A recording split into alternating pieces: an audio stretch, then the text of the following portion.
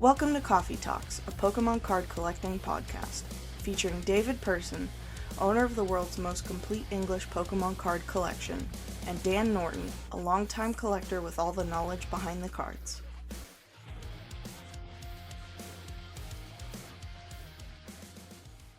Hello everyone, welcome back, welcome to another Koffee Talks. Yes, it is at minimum 1 day late, depending on how the editing goes, it might be 2 days late, but hopefully not, because, hey, I was on a trip, and then, despite United's best efforts, I have returned from my trip. They tried to keep me out of the US for a long time, but I am back. David, I'll say the usual, how has your week been, just because I'm sure everyone who's followed your socials knows how your week has been, and they know what we're going to talk about today, but I might as well ask, why don't you tell us, Dave?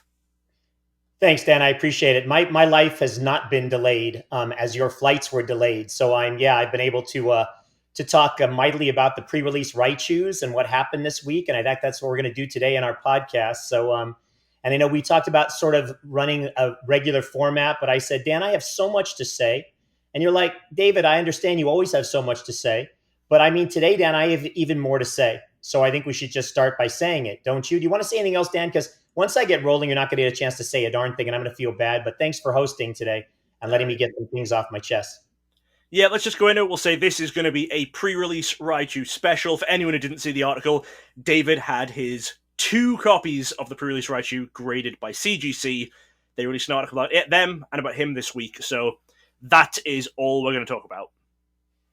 All right, good. So here's the deal, guys. Listen closely to what I have to say. I'm going to do a little bit of introduction here. I'll let Dan chime in later, but these are the things you have to know. This is going to be a very unique podcast. It's going to be something that you have never seen done from Uncle Dave. So here's my kind of rules of engagement, and then we'll go from there. Number 1, try as much as you can to listen to the whole podcast at once. You aren't going to enjoy it to the same degree if you try to watch 10 minutes here and 20 minutes there. It's just a different kind of podcast today, a lot of detail. A lot of in-depth information and a lot of unique things that are going to be thrown in. Number 2, this podcast at some point will be containing some R content. No, it won't. So Dan doesn't understand what R content is, and that's okay, and it won't get him thrown off the thing. But just realize that this is not Uncle Dave's PG-13, so I recommend highly that maybe the kids don't join you as much in listening to this one. But I think you'll find out why that's so important as we go through.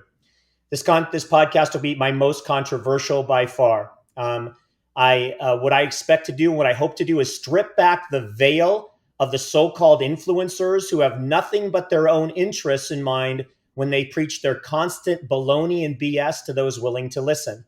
And those same people often require folks to pay their hard-earned dollars to even hear more of their BS behind some kind of paywall. So get ready for that. If you don't listen to the whole thing, you're going to miss my call-outs, and they're really critically important. Number 4, the guy on the other end of this podcast who co-hosts with me, one of my best friends in life, Dan Norton, is one of the sweetest, most wonderful guys in the hobby. And not only is a genuine gentleman and a genuine friend and a wonderful historian to the hobby, we are all blessed to have him because of his expertise, but more so than that, his innocence, his genuine, kind innocence in all of these things. And he is not comfortable at all when I say, hey, it's about to get a little ugly up in here. And I appreciate that. He should be honored for that. And sometimes Uncle Dave's just got to do what he's got to do. And Dan is going to do the best he can to hang on for dear life. And let me get through this because I think it's really important that at some point, all this stuff comes out. So let me say this. I am 62 years old. Whenever I give this line, Dan and I have talked about it a lot of times in the previous podcast. My mom calls me up. She goes, would you just stop saying that, David? I'm 62 years old and I'm going to die soon. All right. I don't have like a regular death date or anything, but I'm closer to death than I'm closer to life. And so sometimes when you just get sick and tired of the same BS going on, you just say it's time to call out the folks that are doing it. So that's the reason why we're going to do this today, which is why if you like this stuff, because you realize I actually have evidence behind it, you might want to tell a friend, share, and help. Let's Mr. Dan Norton grow this Koffee Talks thing because he's well worth all the time and effort he puts in. All right. Number 5 or 6, depending on who's counting. And if I insert a random comment in here, comment, and comment some more. If you guys think there's stuff we're talking about that I talk about, bring it up. Please stick it in the comments, and I'll let Dan decide if we need to follow up on it in in subsequent videos, because it's worth talking about. Speaking of comments, I would like to say that 98 to 99% of all of the comments I've received since the grading of the pre-release Raichus have been positive. Positive, positive, positive. I'm so thankful for all those wonderful comments and appreciate it. And with that, I'm ready to take you on the whirlwind journey of a lifetime. So let's get started with pre-release Raichu card number 1.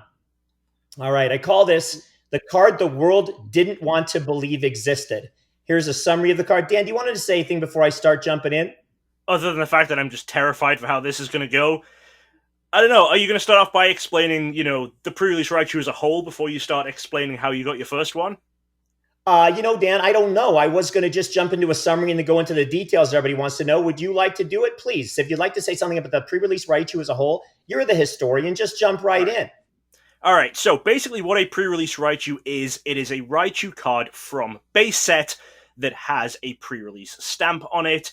There are, of course, no pre-releases for base set. It's a card that shouldn't have been made. It was a card that was never intended to be released. And the story always went that it was stamped accidentally when they were making the pre-release Clefables for Jungle, so it would just have the same pre-release stamp as the Jungle Clefables, which will, I'm sure, come up later when we're talking about the CGC aspect of all of this. It was first mentioned publicly, the first public mention on record of the card is from a Tropical Mega Battle Tournament report back in the year 2000 by a guy called Edo, Ed Herzik was his name. He wrote about it when he was talking about the Tropical Mega Battle that he went to. He said it was Andrew Finch from Wizards of the Coast showed it off to him. And told him at the time, I believe he said in that article that Andrew Finch told him that only 11 existed. I will put the link to Edo's whole article, and there's going to be a ton of links in this video description. We're going to have a lot going on. And then the next public showing of it was Mike Boozer in 2006, showed it off on Pokey Jim. Mike Boozer is someone who had, through the years, shown it off to a lot of people at tournaments, but also would claim that it didn't exist even when showing it to them. So that's a quick history of when it was first talked about, what exactly it is.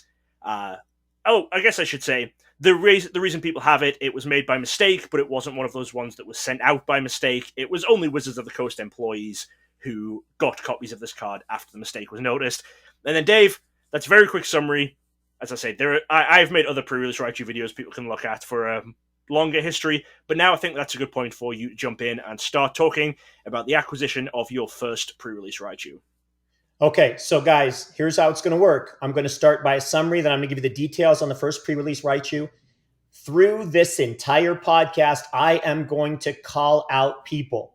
So if you are on a hit list, duck and cover because I'm coming for you. Why? Because I'm going to call out what is not right, what is not ethical, what is not moral, what I feel does not fit that should be a part of this hobby.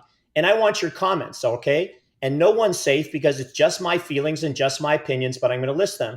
And sometimes I'm going to call out someone when it has no relevance to the pre-release Raichu, but it has relevance to another point I'm trying to make. Because I would love to impart wisdom to anybody I can. The typical demographic for those of us in this hobby is about a 30-year-old male who's collecting Pokemon cards. Now, obviously, some of you are not male, some of you are female, some of you are older, younger, but I still feel like as a gentleman with 62 years under his belt and a few years of wisdom, I can help in all of this as well. In the idea that we're not a bunch of followers and herders, we're people that can make our own individual, assumptions and whatever it is, your own opinions. You can formulate your own opinions and you can come up with your own due diligence around things. So here we go. The summary on the first card. I bought this card. I'm gonna read fast because I have a lot to cover. Nothing is intended to read so quickly or talk so quickly that I'm trying to go too fast to go over you, but I just want to make sure I get it done. So here we go. I bought this card in or about May of 2009 from Will Gore. His Pokey Jim name was Will Yum, Will-I-A-M. Via Patricia McCann, Pokey Jim name was Spookies, who was the person middling the deal between Will and me. Michael Martin, Pokey Jim name Pokey Pop, was also involved as the person middling the deal between former WotC manager Mike Boozer, the previous owner of the card, and Patricia McCann. Will was a collector who apparently entered and exited the hobby all within a very short period of time. But with ample financial resources at the beginning of his collecting journey, Will asked certain folks within the hobby, including Patricia McCann and Michael Martin, if they might be able to find him a few more rare, higher value cards. Patricia McCann knew of an ex-WotC employee, Mike Boozer, who had previously shown others he had one of the era cards in his possession. Mike Boozer agreed to sell the card to Will for $10,500. With no anticipation of any problems, Will sent the card off to PSA to be graded. Ultimately, PSA declined to grade the card because it had not been officially released. Will was only interested in owning graded cards. And with Will believing grading the card was no longer a possibility, he reached back out to Patricia McCann and told her he no longer wanted the card. I had been a customer of Patricia McCann since 2004, actually buying my first 2 Pokemon Master sets from her. She knew of the comprehensive nature of my collection and my goal to own every English language Pokemon card that had been created. And she reached out to see if I would be interested in purchasing Will's card. I never graded any of my cards, so the grading issue was not of concern to me, and I jumped at the opportunity to buy the card from Will. I never spoke with Will personally, as Patricia McCann handled the middling of the payment and the card delivery between Will and me. I paid $10,500 for the card, the same amount Will originally had paid to Mike Boozer. Now, a couple things here that are interesting. One, I can still remember I would take my sons to a basketball game, and I was standing outside of a cafe when I got the call from Patricia saying, I have this deal you might be interested in. And I excused myself from lunch from those people, stood outside, and I'm like, I got to pay $10,500 for what?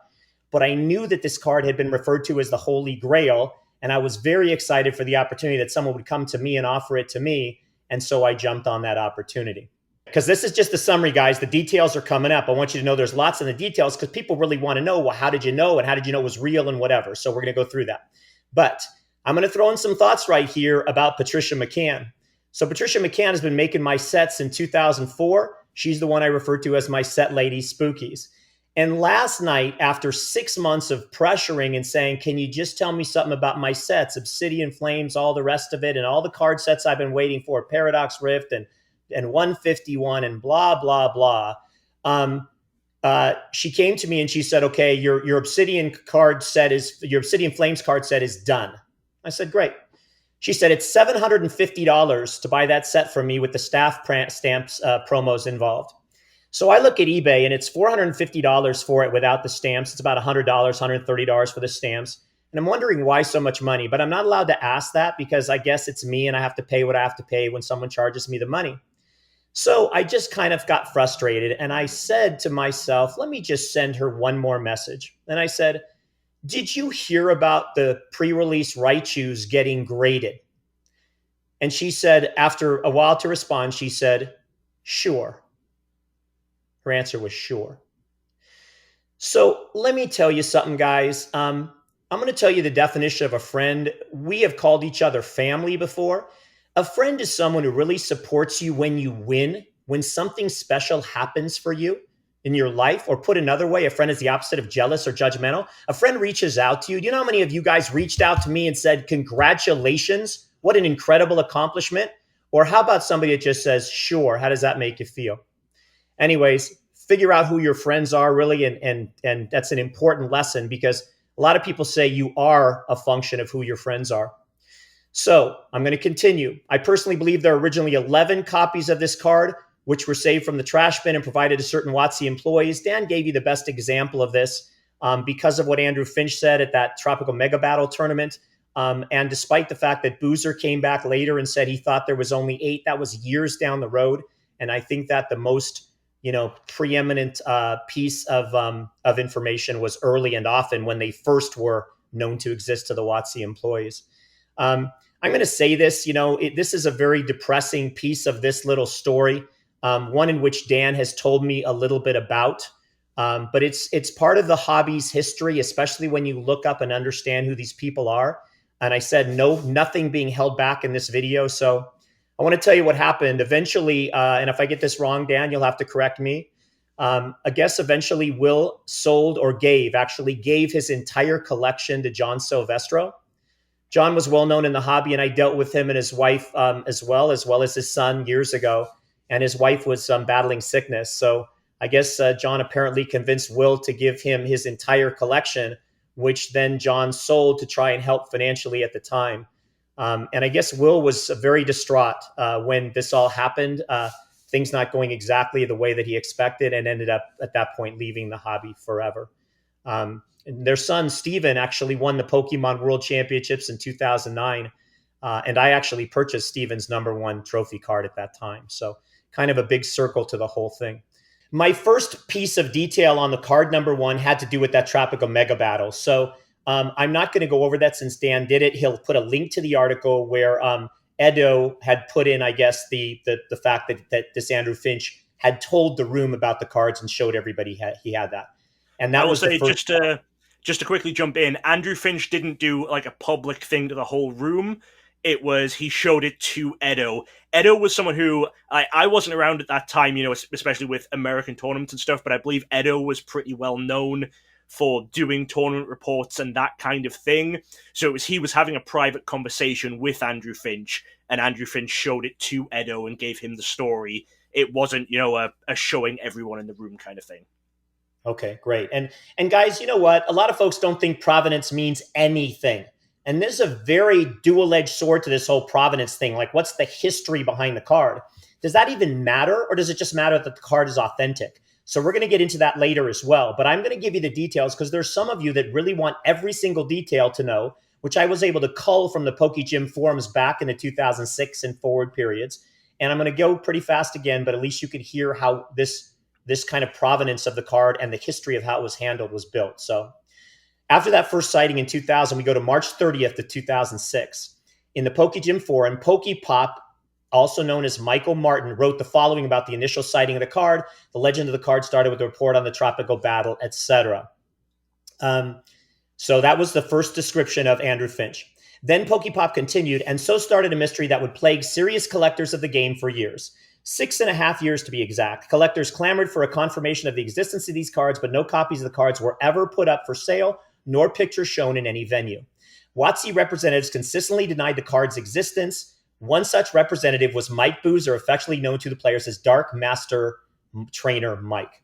Adding to the mystery, Mike would willingly show the card to some players late in the evening after the main events had shut down and been packed up.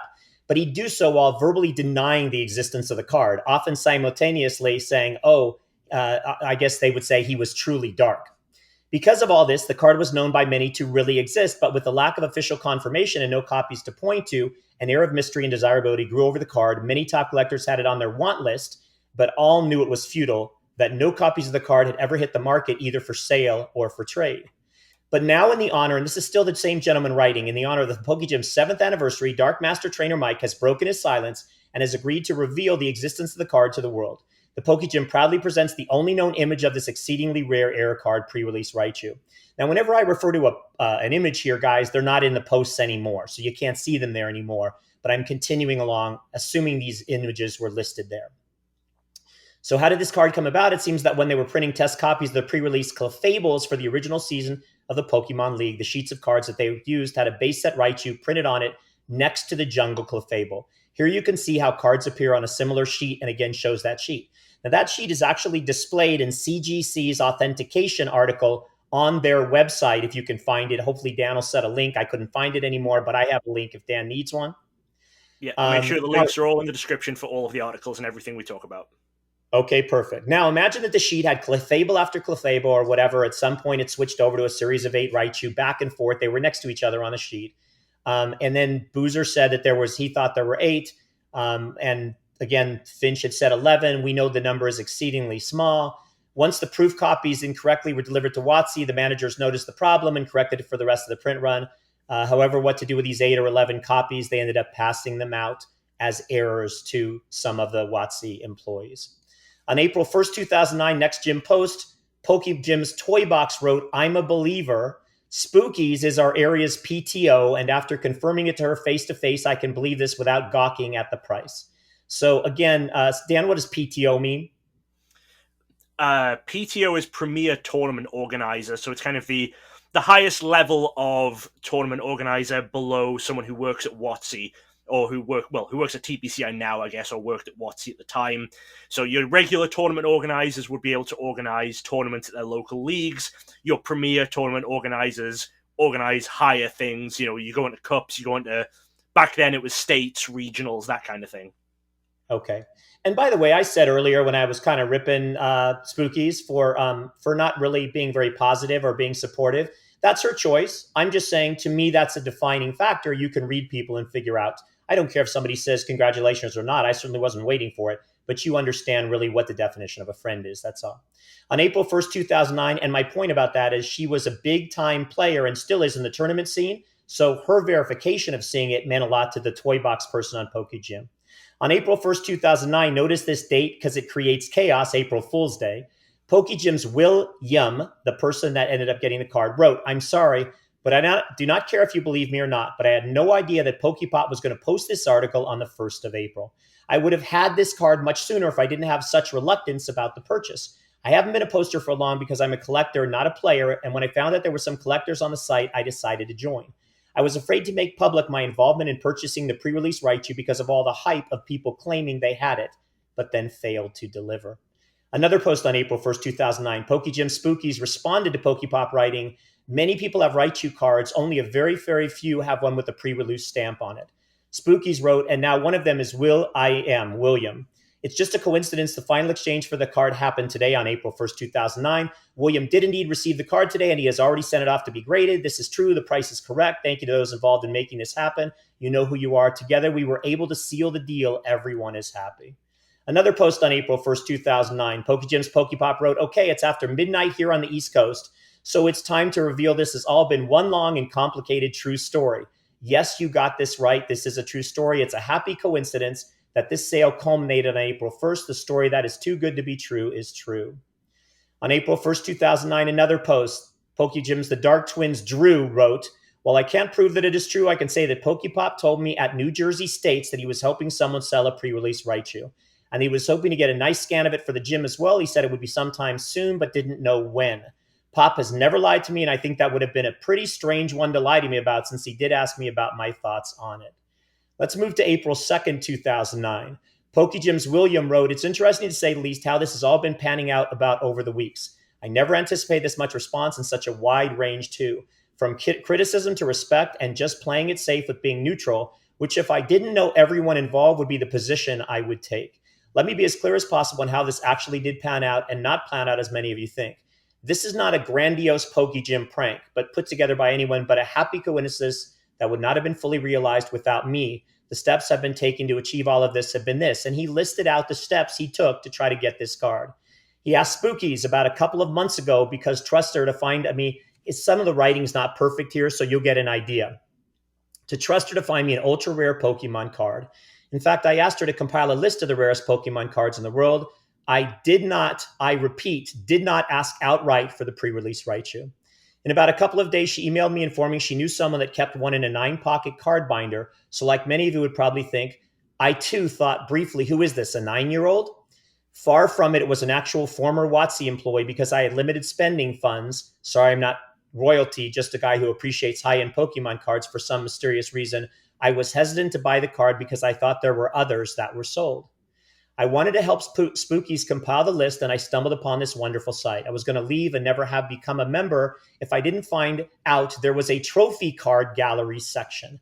When I tried to view the material, they said I would need to log in or become a member. Since it was free, I was like, okay, so I became a member.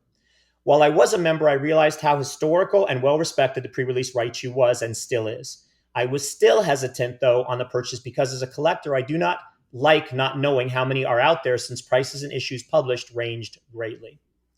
Since I was a member of PSA and knowing PSA has graded a lot of Pokemon cards, I asked generically if anyone has attempted to grade a TMB or SSB trophy card on the gym.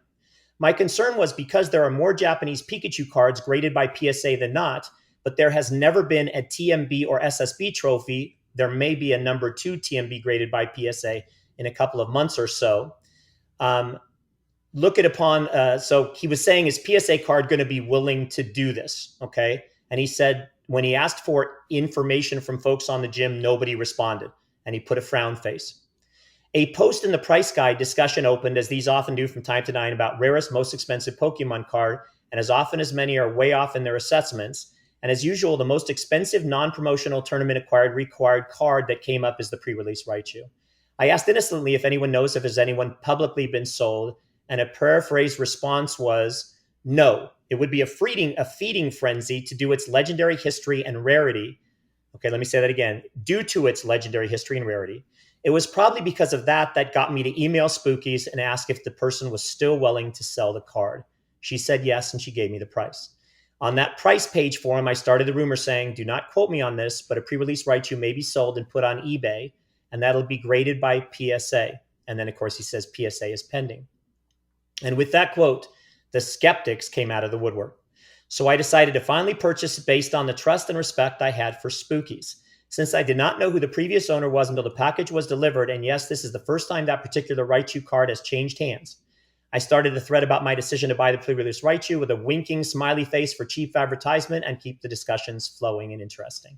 I had no idea that Pokepop was the middleman between the owner and Spookies, just as I didn't know she was the middlewoman between me and Pokepop until I got a PM from someone claiming this to be the case. And to be honest, I didn't believe the person until I mentioned it on the thread I started, and that everything will be disclosed other than the price. That's when Pokepop's wrath awoke, so I timidly, with reluctance, put forth the price. He quickly corrected it, but a couple of people caught the price I disclosed on that thread. No one, I repeat, no one knew I was going to start the thread on purchasing the pre-release Raichu. I guess he was saying that maybe he didn't want people to know he'd spent $10,500 on the card. On April 2nd, 2009, Pokey Jim's Wonderland, an administrator emeritus on the gym, wrote, well, I can happily say that having known the staff here at Pokey Jim and the old staff at the original Pokey Jim, Watsy staff, this card is very, very real, rare, and very sold. Congrats to both the new owner, William, and the new owner, and the old owner, Mr. Secret Agent Man. Okay, that was Boozer. I do feel the overall timing of this article posting is bad, but otherwise it's great news, proof to the world that the card is indeed very real. On April 24th, we're moving ahead 3 weeks now, Pokey Jim's William wrote another unfortunate update. The card is in N9 once again. And so this was him beginning to discuss his many posts about PSA not seemingly willing to grade the card. And Pokepop on the gym said, I don't understand what a card being released has to do with grade it gets. So if you think about it, this debate goes on until today, right? Well, some people feel it wasn't officially released. It should never come out. It was a mistake. And so PSA apparently, because I want to get through this, I'm going to sort of pass through now. Yeah, let me just jump in real quick. I just want to say, Will said that the card was N9 once again. I believe he tried multiple times to submit it to PSA with more documentation each time. The reason he tried to do that is because back in the day, PSA was not that knowledgeable in the way that they are now, and there are a lot of things that they wouldn't grade. And then as soon as they got more documentation on what they were, they would grade them. One of Will's own cards, I believe that Will was the first person to have a Japanese Umbreon Gold Star graded, which, if people know that card, it was the pinnacle of the Pokemon Play promo series. It was the one you had to earn the most points for to get. So there were very, very few copies of that card out there. Will was the first person to ever submit it to PSA, and they set that card back at the time with, I believe, again, an N9, an ungradable card, saying that they didn't have enough information on that card to be able to grade it. That one, of course, because it did have an official release in Japan, they were able to pull together a lot more documentation, and he was able to resubmit it and did get it graded, and now obviously there are a lot of that card graded through all of the grading companies. So that's why Will attempted multiple times with PSA, kind of back to back, is that each time he was submitting more documentation and stuff to see if that was just the reason that they wouldn't grade it, because they did do that with other cards at the time too. Yeah, which is a great explanation, Dan. I appreciate the clarification, especially because that's exactly what happened. PSA elected at that point not to grade it. And they did that simply because it had not been officially released. And that was 2009. So we're looking at now, just so we put it together, 14 years of distance between then and now. All right, I'm going to fast forward ahead now to April of 2013. So next thread kind of starts up on the site. And here's what it says. Pokey Jim's SM Pratt SM Pratt. Remember that name. We're going to get into that in just a bit. Wrote this. A private collector who owns the largest English Pokemon collection has a legitimate pre-release Raichu. It was sold to him from another collector who owned it in 2009. And he then followed up and said, well, the copy I referred to came straight from Boozer. It was sold to William, then sold to David Person because it wouldn't grade. On May 6, 2013, Pokey Jim's Rain wrote, it is very silly and bullheaded to think that either Pokepop or Pokemom are lying about having seen this card. They are both long-standing and respected members of the community in general, and as judges in particular, they aren't wrong here. It is a real card. So what you can hear is there's a debate starting up again because I had put the card away and not showed it for such a long time as to whether or not this card actually once again did or didn't exist. On May 6, 2013, Pokey Jim's SM Pratt wrote, Will does not have the card anymore. It was sold to David Person about 4 years ago. Since PSA would not grade it, that prompted Will to sell it.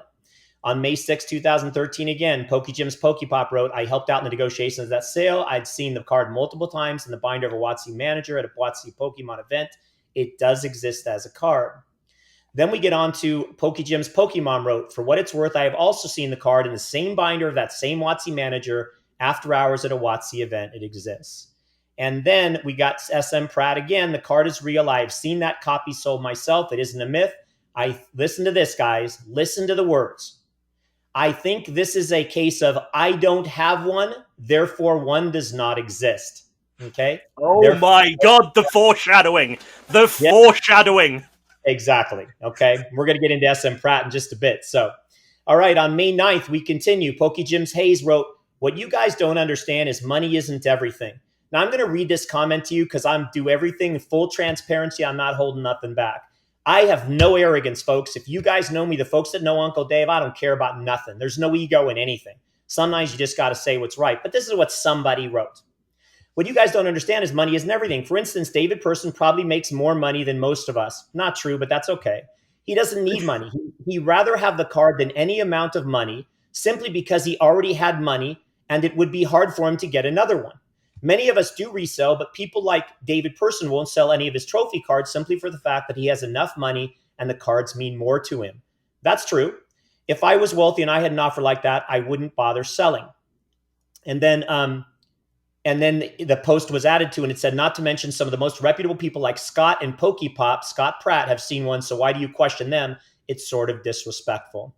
And on May 10th, 2013, Pokey Jim's Pokepop wrote, and in point of fact, not even the one that was sold to William was put up for sale by its owner. William was looking for it. He had an agent looking for high-value cards for him. That agent knew that I might be aware of who had some high-value cards. I contacted the owner, asked him if he'd be willing to part with it. That was Boozer. While you may not be calling me a liar, you would be calling a number of ex-WotC managers liars, planning a grift years and years in advance, so low-key that they had to be prodded into triggering it 10 years later. Oh, and one of them is a current Pokemon manager, so you'd be calling a current Pokemon manager a liar as well. All right, here's my final comments on Prerelease Raichu number 1. Thank you for listening. Somewhere around 2015, Scott Pratt flew to my home to see my collection in California at the time, which of course included the Prerelease Raichu. He took photos of the card and posted those photos on the internet. These photos led to a wave of counterfeiting of the card, which through time and much persistence on my part, I was finally able to alleviate. Since that time, I've never allowed anyone else to take photos of the card. We will be speaking much more about Mr. Scott Pratt, SM Pratt, later in this podcast. All right, Dan, I'm going to move on to Prerelease Raichu card number 2. Before I do, anything else you want to throw in there? Yeah, quick thing to add in is when you talk about the counterfeiting, obviously there were people counterfeiting Pokemon cards for a while, and people were, before those photos, trying to counterfeit the Prerelease Raichu, but people were doing it really badly, because instead of actually even thinking about what the Prerelease Raichu would be, which is a Raichu with the same pre-release stamp that the Clefable has, people were trying to fake it based on the image that Mike Boozer posted. And in the image that Mike Boozer posted, the stamp looks black because it's a very low-quality photo taken at a weird angle. So for all of that time, the fake ones just had black stamps because people were just very quickly looking at a photo. You know, it was a quick cash grab. I'm going to Google most expensive Pokemon card. There's a photo. I'll fake it. And it was only after Scott posted those photos of yours that the fakes started to have the green stamp like they should. Right. Yeah, absolutely true. And what's sad is I can assure you, which is unfortunate just because of my dealings with eBay, there were people that actually bought that card. Some of those counterfeits that, that had no idea they were not buying a real card. We're going to talk about how easy or not easy it is to stamp cards later on. But let's move on to pre-release Raichu error card number 2. And I call this the card the world does not know existed. So when I produced this and sent it to CGC, everybody knew that had been around in the hobby for a while that I had the first one. Nobody knew about the second one. So here's how it goes. And this is much more of a summary, so it won't take as long. So thank you for your indulgence. All very interesting, though, and leads to my call-outs soon. And not only leads to my call-outs, but also leads to the answers to a lot of the questions you guys have asked about why this, why did you do this, why did you do that? So I bought this card from a former WotC employee, Jennifer M., on or about May 21st of 2019. Jen originally received the card in 1999 during her time as a WotC employee. A fellow employee of hers named Freddie Scott gave her the card with a Post-it note on the back saying, "Oops, here's a mistake for you, Freddie." And if you look at the CGC trading card or grading card company site and article that was written on the authentication of the two cards, you can actually see I supplied the Post-it note that was given to me with the card, still intact with Freddie's handwriting. Jen placed the card in her personal card binder and never looked back at it for almost 2 decades.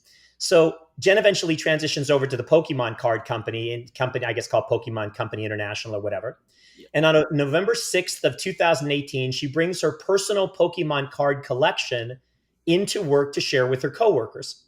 She was showing Kyle Sukovich, one of her coworkers and someone who was very knowledgeable in the Pokemon hobby, well known in the hobby as well, the cards in her binder when he saw the pre-release Raichu error and pointed out to her why it was valuable, kind of all in shock. That's when she pulled it out, Jen, from the binder and saw the oops Post-it note stuck on the back. And there were letters provided and all of this from these folks that were involved to basically authenticate or corroborate the stories behind it. Also present when the card was revealed in Jen's binder was the organized play and consumer services manager for the whole company, Mr. Schwimmer. And he not only corroborated the circumstance and excitement around everybody discovering the card, but he also confirmed he knew Mike Boozer had a copy of the card in his possession back in the day, likely received at or near the same time Jen was given hers. Interesting, while it has no relevance to the pre-release Raichu card number 2, that's the exact card that I ended up buying back in 2009. To connect the few remaining dots for you, I was told about Jen finding her pre-release Raichu era card from a friend of mine who knew a Pokemon employee. That friend of mine knew of the comprehensive nature of my collection, again, same thing with Spookies in the beginning, and reached out to let me know Jen was looking at the possibility of selling it. When I spoke to Jen, I vetted the card and how she came about it, and made sure that she actually was indeed interested in selling it. She told me she was, and she told me the strongest offer that she'd had to that point was from Charlie Herlocker, who had offered her $15,000 for the card. And I told her it would be an honor if she would allow me to purchase the card, pay her more than that, and put it into my collection. And I would gladly pay her more than Charlie. We came to an agreement, and she agreed to sell the card to me. I asked Jen at that time to please keep my purchase of the card a secret. I did not want Charlie to be upset that he had lost out on the card. And since that time that I purchased it, I have never publicly told anybody. I might have told Dan. He might be the only one. Or maybe 1 or 2 people, but I never disclosed my ownership of a second copy of the card, just didn't want to take a chance on any of it. So I'm going to finish this number 2 scenario by talking about Charlie Herlocker. So let me talk about Charlie Herlocker. There are 2 or 3 people in this hobby that for some reason have never been kind to me. They've always expressed a very jealous kind of body language, discussion tone. One is Charlie, and one is Scott Pratt, and maybe some others who I thought were friends, but maybe aren't now. I don't know. But those 2 are the first 2 that have always come to mind. Well, Charlie Herlocker always said that this card did not exist. It wasn't authentic. And as Scott Pratt said, it was not going to be verifiable to own it. Let's think about that again. I'm going to stop right there. Card did not exist, wasn't authentic, or wasn't verifiable. So no reason to own it. But when he had a chance to buy one for $15,000 and it was almost closed before I luckily got involved, informed, swooped in and grabbed it up, he was out there saying, or certainly paying, maybe not saying, paying an amount that would indicate it was probably verifiable in some way and authenticatable at some point. Probably not a word, authenticatable.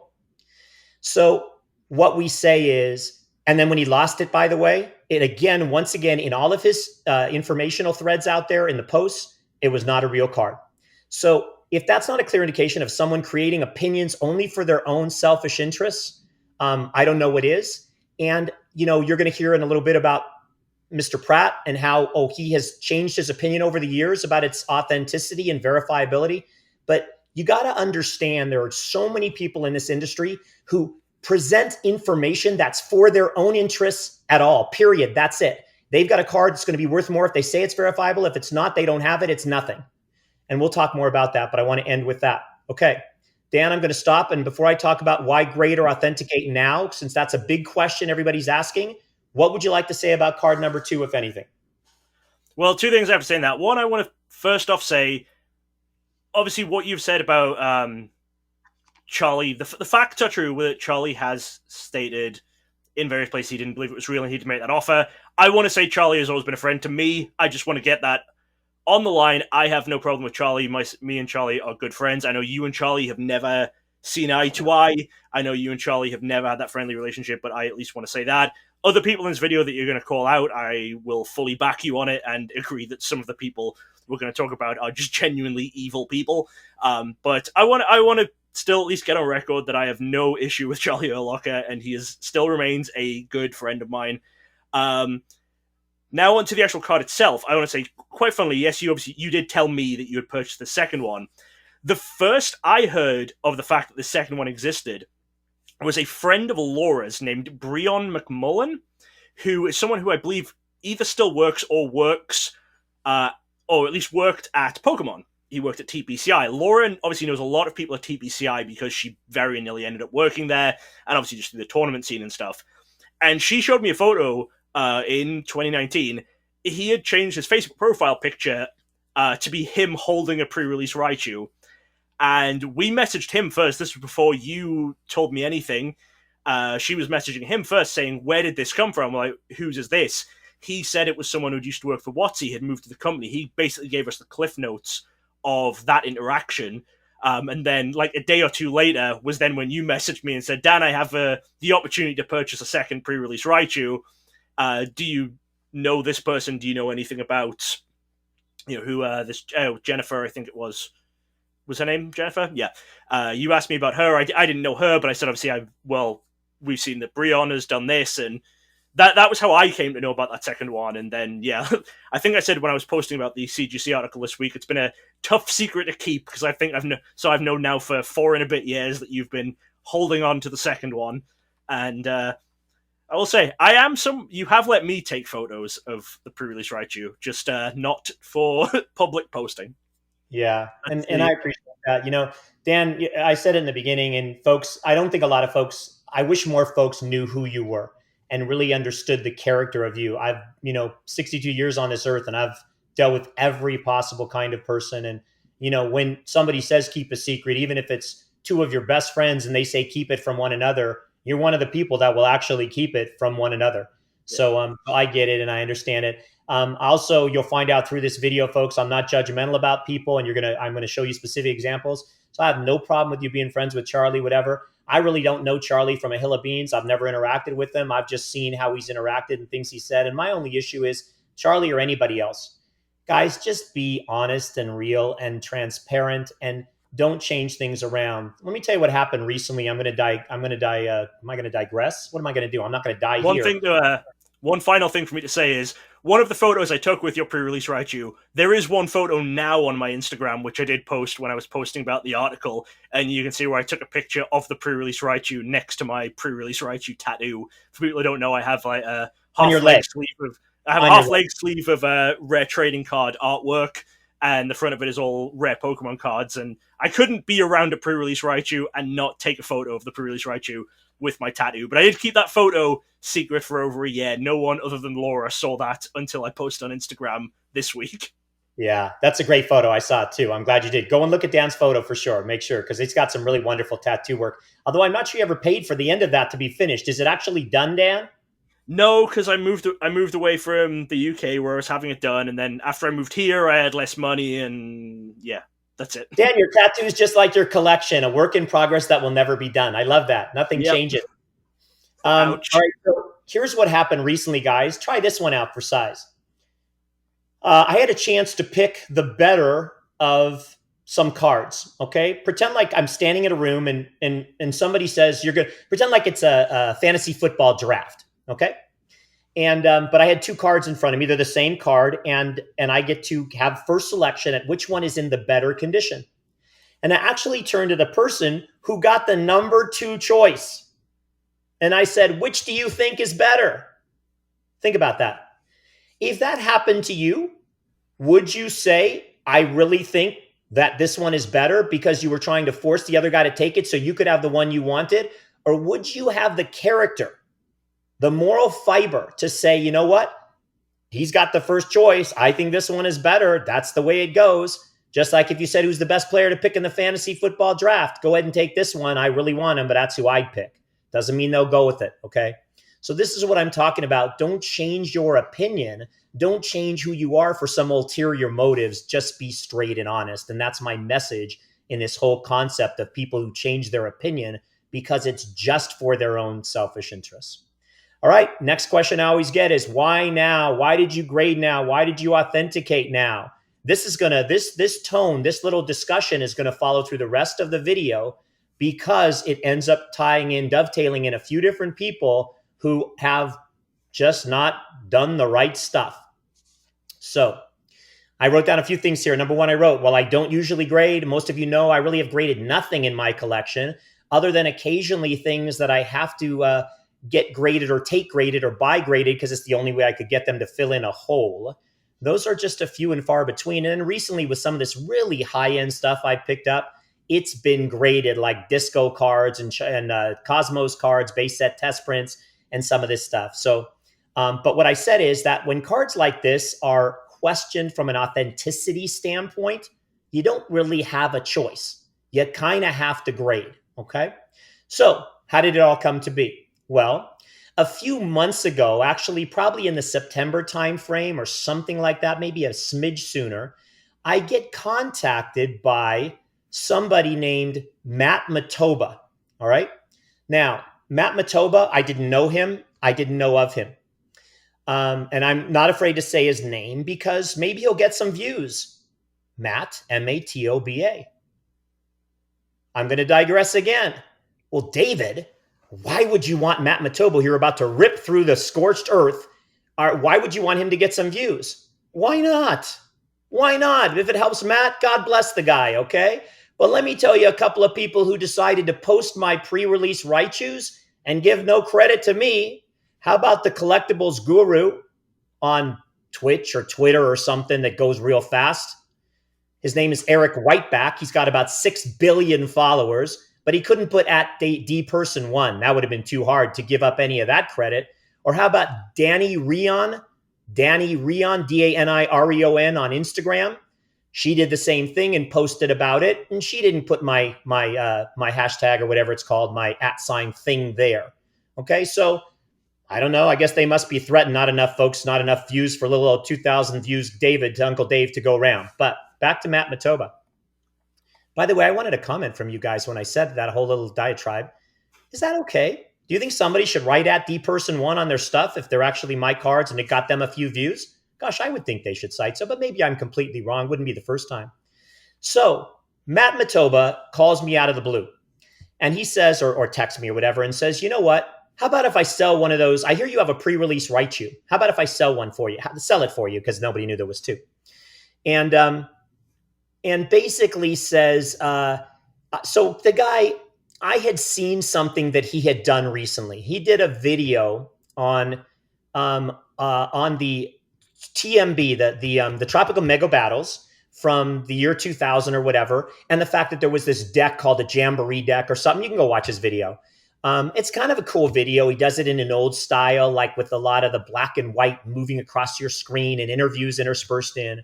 So it was interesting. He was trying to say there's a special deck of the Tropical Mega Battle English version that nobody knows there's one extra deck that exists. So it was a decent video, but Matt is nasty. Okay. So when I watched the video, all kinds of bad language. He would finish up a call with Mike Boozer or some other person he was talking to, or Edo or somebody from that time. He would interview him on the phone, and behind the scenes, as soon as they got off the phone, he would badmouth them. And I'm like, boy, that gives me incentive to do an interview with Matt Matoba. No, I don't think so. Ridiculous, okay? No thankfulness, no appreciation for their time and effort, just badmouthing. So he ends up saying to me, whatever, could I sell the card? I go, do whatever you want. You want to sell my card? Sure. I just get him off my back. He goes, what do you want for it or something? I don't know. Why don't you try to get $1 million for it? I just trying to get him off my back. So he goes out there and he basically tells me he's got this high net worth set of folks that are willing to buy from him, and it's a good situation. But he comes back to me and he tells me later, would you be willing, though I've got people interested, David, but would you be willing to authenticate it, to grade it? And I said, I'm not real comfortable. I don't do that a lot, but I guess so. He said, could you take pictures? I said, I'm not taking pictures, not after what Pratt did.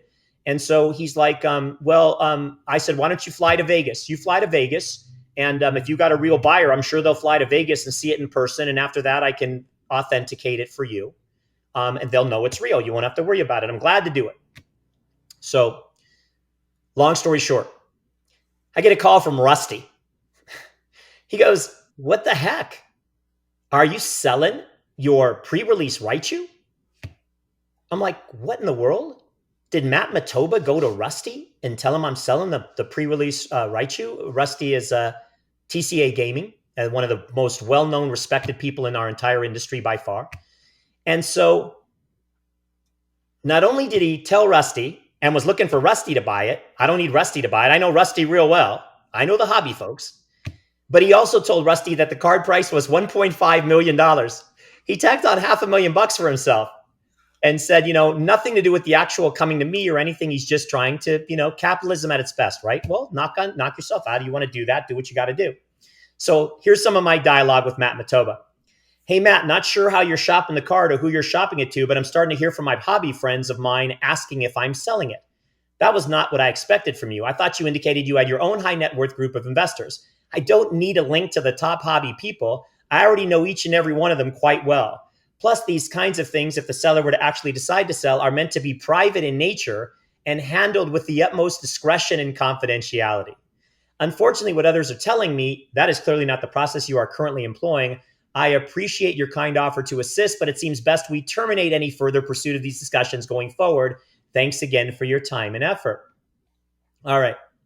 So Matoba comes back, says, I'm sorry if I've done anything you'd rather not. I am showing it to some of my higher level contacts, and I've started to spread the word only a little to get buzz. So right away, backtracking, not doing anything, whatever. If we don't get a little buzz, then people won't pay the price, fair though it is. A few of my contacts do seem interested. Jarvis Johnson, large YouTube personality who is connected with some other large personalities, is considering it. All right, that's kind of where it ended. Didn't communicate for a long time. And then maybe a week ago or something, I get the following message. Why grade it now? Are you shopping the pre-release Raichu around?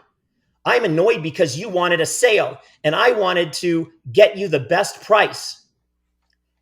I do have a network of investors. I'm frustrated. It seems you spiked my service after I promoted your card and are now, after all these years, handling it.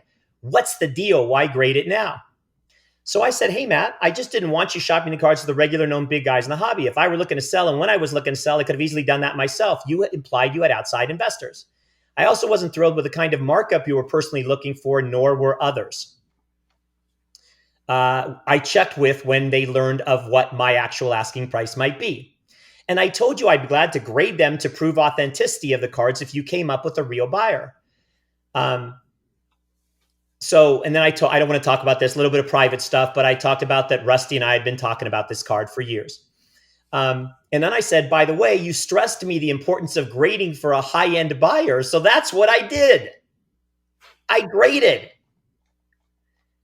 He goes, right. But I also have spoke with people besides Rusty. One of my contacts just spent $150,000 on a card. So this is very much in their wheelhouse. The people you don't know didn't come to you. And I wasn't charging markup. I was raising the price. You want 1 million? Then I need to ask for 1.5 million so they can haggle me down. By the way, I never asked him for any price. He's just making that up. I said, yeah, sure, try to get $1 million for it just to get him off my butt. So he goes, I get mine via percent, and usually not even that. I usually do this blank to be nice. Like how I didn't use the picture of Raichu of yours that leaked. I said, it's all good, Matt. People are definitely making me offers. And he said, great. Last month I would have said, I'm glad for you, but I just lost 30 grand last month. So currently that's sort of just like hearing someone else won the lotto. I said, nothing has changed, Matt. You can certainly bring your contacts. And he says, no, thanks. And then he finishes by saying, if you need my services anymore, they are always for hire, not doing anything for free anymore. And I said, I'm good. He said, dude, I know you're good. Come on, man. This is so silly. Glad you have buyers for your, I'm going to quote, glad you have buyers for your mazillion dollar card that I could have gotten you $2 mazillion for. And that was the end of it. So anyways, guys, that's my story behind why I graded it. Huge to me that if everybody's going to want authenticity, I am 62. I say it all the time. Who knows how much longer my kids are not going to buy this or maintain this collection to my knowledge. They don't have an interest. I still think and look at, someone. I'm never afraid to sell an extra one of what I have. I need one and only one in my collection. And so all of this is pertinent from the standpoint that there's only so many years, and who knows what happens with people dropping dead around us all the time. Dan, I'm going to talk in a moment. Next, I'm foreshadowing CGC versus PSA and why I graded with CGC. But do you have anything else on that piece of the puzzle? I just want to say I hate the I have contacts people. I'm so bloody sick of those people. This hobby. I had my fill of it a few years ago. One video on this channel I had that it was a pretty popular video I did was on the English Versus set. I did the video years ago about the English Versus set, that TMB set, the one that's sold a couple of times in the past few years. I'd done a video of it, like 2013, 2014, I did a video or whatever. That time I had, in my videos, I put my public email address in my videos, so I was trying to meet other collectors and stuff. And Rusty tweeted out the video and stuff, or he posted a little while back when there was some sale of it. So it was kind of a popular video of mine, so it shows up in searches and stuff. And in it, I talked about, your sets and how you had both of the Mantines now, and how we first discovered that the Mantine had a corrected version because we only had Steve P's error one to look at until we saw yours, etc. Anytime anyone was looking for that set, and I will say this was mainly, it was Charlie Herlocker was looking for a set for a long time, and he publicly posted in Burbank City and lots of other places. Charlie would post, I'm looking for this set, here is my offer, here is my middleman fee. And my inbox would just full of people like, I have a very interested client who is looking to purchase this.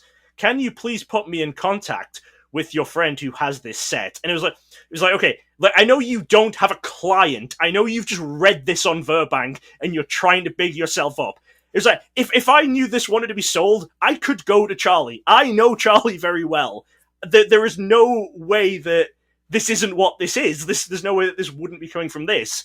And I'd always shoot them down. I get, you have no right to be saying that your friend's set is not for sale. So I do. You know what? If anyone has the right to say what you are and are not selling other than you, it's me. I can tell people where to go when they're trying to buy your stuff, because I know. Because if I found out you were selling something that you only had one of, I'd be angry at you because of how much work we're putting in to try and finish your stuff off recently.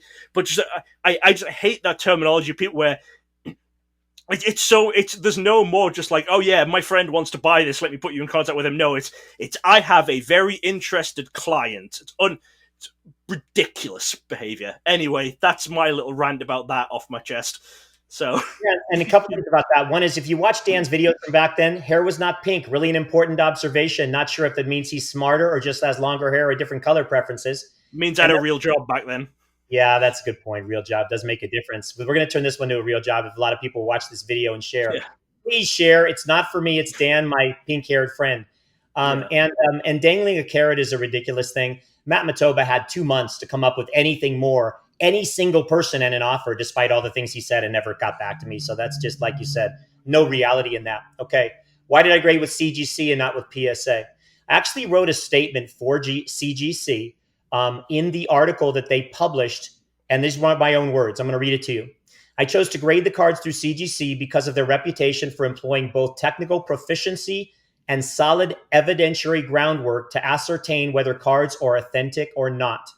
No matter what the outcome was, I knew that the rationale behind those results would be fair and beyond reproach. Gosh, in this industry, nothing's beyond reproach. Anybody will second guess everything, but in my opinion, that way. I also appreciate how CGC Cards has evolved with the hobby as more of these truly unique cards have been revealed. So again, let me say a couple of things at this point. Some people said, why didn't you grade through PSA? Or, oh no, PSA wouldn't grade it. All I said in all of the stuff in the history here, folks, is PSA didn't grade it back in 2009. I never went to them this time because I'd read the Blastoise stuff and I'd read the articles about the unique variants they graded, and because they had done the groundwork to make sure, and they had the technical XRF scanning and all this other thing that their machinery does to find out how close stamps are and everything else. So I had confidence in them in that process, and that's all that mattered. David, why wouldn't you grade with PSA? You know cards are worth much more with PSA than with CGC. Well, hey, folks, was my collecting about money? Is that what this has been about? Am I trying to kick every cent out of the collection and put stuff away for? No, I've been a collector. Okay, we're going to talk more about that. I got to get rolling. We're at an hour already, but I'm going to talk, just at least allude to these things. I am a collector first and foremost. I've never worried about the money of any of this because I got lucky that some things went up in value. I've been a collector, and so that's what I cared about, true authenticity. And I'm going to say this later, I'll reiterate, but I actually said, or CGC told me I should say, you know what? You're likely not going to get authenticated. Patricia McCann, Spooky, said you're never going to get authenticated. So you know what? I was willing to take that chance by a company that would do the work and tell me, because I can't tell them. It's whether or not they're going to slab them and say they're real, not me. Okay. So what harm would it have brought through? I've done through PSA, tried to grade through them and it didn't work. Didn't even think about it because, again, I'd seen the work CGC had done, but I certainly could have gone through them. I have no idea that they wouldn't have graded at this point. I just don't know. All right. Let's see what else. PSA versus CGC in general. People's comments, negative. CGC will grade everything. Hey, folks, here's what you should do. You should go look at, by the way, I'm not a paid representative of CGC. I don't work for PSA. I don't care. I don't even grade 99% of my collection, okay? But I did some Google searching, and I was made well aware quickly that PSA has had a tremendous number of lawsuits against them in their grading processes. So go look if you don't believe me. People have been fired. Owners have been let go, blah, blah, blah, blah, blah. I could not find a single lawsuit in CGC with respect to CGC. There was one in comic books at one point. All right. So you can look and make your own determination.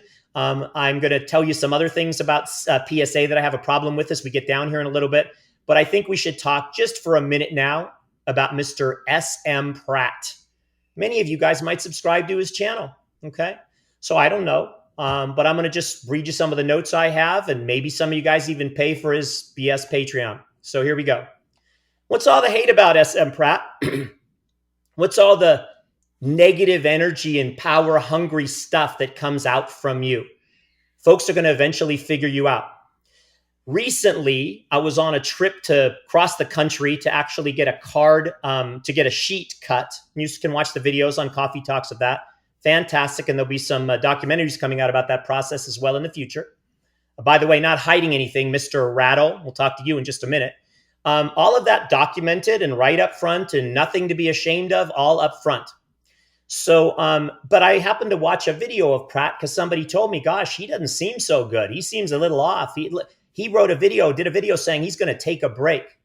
And in the video, Mr. Pratt said, I've got so much hating going on from people right now. I got to step back. I can't stay in this hobby as much as I'm doing it now. I think he even implied he had an assistant working for him or something. and that he wasn't even doing his own comment reviewing because there were things that were just not good in the stuff that was coming in. So I thought to myself, well, doesn't that make sense? How much negativity is going to come from someone who's so negative and opinionated and is paid to do that behind a Patreon wall? And his comments and self-serving. So you guys heard everything I read about the pre-release Raichu #1. Everything was positive about that card. He knew it. He saw it. It existed. All right. But now all of a sudden it didn't exist. And I'm going to tell you what he says and why, because he's got to find some random justification. But let me tell you some stuff that Mr. Pratt told me. He told me my trophy cards from years ago, 2004, 5, 6, 7, 8, 9, 3 in the world, 6 in the world. I have every trophy card thanks to Mr. Dan Norton and lots of work from other people too. From 2004 all the way to 2023, I'm not missing one. Mr. Scott Pratt told me they would never be worth anything because no one would ever want them. I wonder if he remembers that, or if he just says now he just kind of changed his mind, or that's different. By the way, Mr. Pratt touts his 39 quantities of illustrators that are out there, and that's why his are worth so much money, etc. Talk to anybody in the hobby, folks, and due to backdoor copies and other coming on, anybody knowledgeable knows there's at least twice that many. And there's even different, I guess I don't know anything about Japanese cards, but Dan can tell you that there's fronts of the cards that look different, like some that are missing certain information that potentially have an indication of them possibly coming out a different way. So I have to jump in there. Yeah. Not illustrators. There are Japanese trophy cards like that. There were a series of Japanese trophy cards where they would actually print the winner's name onto the card, so the winner wouldn't get the card at the tournament; they'd get it later and have the location of the tournament and the winner's name printed on. There have been copies of those that surfaced lately which just have blank. There's no information there, which proves that those are extra copies. But some people who sold those have also sold illustrators and have also sold other high-end Japanese cards from the same time period, which is why people are so sure that some of those illustrators and some of those other cards are also the extras because they all came from this same person. Yeah, so what Dan does on this podcast, guys, is he keeps me honest. Dan is really Dan is one of the most astute and formidable hobby minds in Pokemon that's ever been. So if you're not watching our Koffee Talks podcast, that's on you, but some of the stuff he throws out is amazing. I did mix two completely different things I was supposed to film last night, okay? We were supposed to film last night, and Dan gets back from France after a 1-day full delay. He's like, David, I haven't slept in 6 weeks. Could I just have like 4 hours of rest? I was so pumped up to do this video. I was like, my chest was out and I'm like this, and let's go get the world. And he's like, I got to go to bed now. Maybe we'll do it tomorrow. So I'm doing the best I can, but I did mix a couple of concepts. Number one, there are about double the number of illustrators. It is a well-known fact. Don't let anybody tell you otherwise. Number two, Dan is completely right on the trophy cards. I did mix the two. Okay. But back to Mr. Scott Pratt. He is the most power-hungry person I've ever encountered in this hobby. At one time, I would have considered him one of my very best friends. He came to my house. He stayed with me. You guys can come to read my Patreon sometime. You can come watch my Patreon. And I will tell you what went on back door of my house, okay, that I can't say just because it would not be good for his life. So I'm not saying it here. And by the way, I'm not going to tell you because I'm not going to ruin his life. But I'm going to tell you that I don't have a Patreon, so that's why you're not going to hear about it. But I would say now I would not go anywhere near his fake power-grabbing ass. Now, funny, when I use that last word, if you do if you're watching one of his videos, this is karma. If you're watching one of his videos with the subtitles on, he'll start out and it goes, "This is as Sam Pratt," and it comes out as Ass M Pratt. Makes me laugh every time. Okay, let me tell you some other things about this guy and what it is to try to get. And I'm going to talk about some interaction with one of my best friends in the hobby, Matty Thompson from the UK. I call him Matty. And he talked to Scott a minute ago as well. But other things you don't know, I'm not going to get into much detail. I'm just going to tell you because I don't want to hurt my good friend Dan Norton. But basically, and it's not just from him, it is well known that Mr. Pratt ended up strong-arming the E4 forums away from the people who rightfully began ownership of them, including Mr. Norton, okay? And he governs it with the heaviest of fists. Do you know how many people have left E4 and its associated Discord because Mr. Pratt has chosen to insert himself in deals that had no verification, no reason for him to be involved, just to sabotage people. So, and I've talked to many people, it's not one. And when he threatens his libel BS, he can threaten whatever. You can threaten me, buddy, all you want, because truth is a firm defense for libel, and everybody knows what you're about and is learning what you're about. So again, the jealousies, he came on, he was the first person when I put out the videos on the pre-release Raichus that basically said, no, they can't be. They're not anything real. You come, guys, to my Patreon right now, which is the only place I have a way for you to watch me other than my once a month new social media post. That's a smart thing. I'm going to pull back. I'm not going to be out there. Things are really super negative. I can't do this anymore. Like the negativity. But I'll tell you what, if you guys become my Patreon once in a while and pay me to hear good stuff, I'll do it there. Yeah, that seems right. Anyways, it's all ridiculous. You don't need Patreons. You don't need any of it. It's all public knowledge information. If you really want to be one of those followers, and I'm going to talk about that when I get to rattle, you don't want to follow people. I learned 30 years ago, followers in life get nowhere. Be a leader. Form your own opinions. Grow your own intelligence. Be true to yourself, accountable, transparent, ethical, moral, non-judgmental, and you'll get so much further along, okay? Here is my good friend Maddie talking to Mr. S.M. Pratt. My stuff comes out and it says, "This is Pratt. Good thing I waited to record my Patreon video. I will do a tell-all there. But here's what I will share publicly. The information in the article has been contradicted by numerous employees. Feel free to dig through my old posts about the card or at TCA Gaming, that's Rusty, who spoke with an employee as well." And then he goes, "Also here is a member pinging from the same location as CGC. This unfortunately wasn't uncommon at the time. CGC AstroTurfed E4 with numerous accounts. In this thread, they were mad I pulled my article that would help provide provenance. I'm not surprised they graded the card." So Mr. Pratt lives in the past, all right? They ended up throwing off some people from CGC or whatever because they were writing some posts he didn't like on his E4 forum that he governs with the strong fists. Has nothing to do with my cards. It has nothing to do with CGC grading my cards. CGC didn't have my cards till a week or 2 or 3 or 4 ago whenever they started their provenance and their forensic testing. So all of this is all baloney, okay? And we're going to get into why in a minute. Now, Maddie says, "Keep backpedaling, guys. We'll make it back to 99 2000 in no time and get one for ourselves." It's interesting to see at what stage of the grief cycle everyone is, especially considering the posts on the original long-lost thread. Having known privately for a while about these, I couldn't be happier for David, truly the most deserving person of these cards. All right. Now, I'm going to read you some positive. I think this is so interesting that despite Scott Pratt, I had so many positive comments that Maddie just sent me a couple from the E4 forums. I know this is from Zubat. I know this is a heavy topic. I appreciate how they made public their basis and method for their opinion with regards to the authenticity. M. Thirsty, I love CGC. PFM, an administrator. It was only a matter of time before this happened. The analysis is solid. The story still depends on the word of WotC employees. The card used to be the literal pinnacle of collecting in the early 2000s. A lot of really cool official and unofficial stuff has surfaced since then. And so in a relative sense, the card is far from what it is in terms of perception, very historic regardless. Makes a lot of sense. Back in the day when that's all everybody knew was this card, now you've got other kinds of test prints and stuff as well. But still, for those of us that knew it, a really neat card. Screw that guy too, by the way. What? PFM, screw that guy. Okay. If we're going in on this video, he's one of the 3 people along with Pratt who did what happened with the forum. So screw that guy. Yes, if we're throwing it out, we're throwing it out. Good, that's great. That's great. Full Star TCG is the other one. 3 men, completely evil, would never trust any of them ever again. So it's interesting, Dan, because, when you talk about that, yeah, there were these 3 guys that ended up taking the whole forum away from the original people that ended up creating it and supporting it. And they did it heavy-handed, even to the extent that they put forth threats. By the way, one other thing to say, illegally, broke the law. Yeah. Actual illegal. If they want to throw libel suits at me, throw them. I have proof.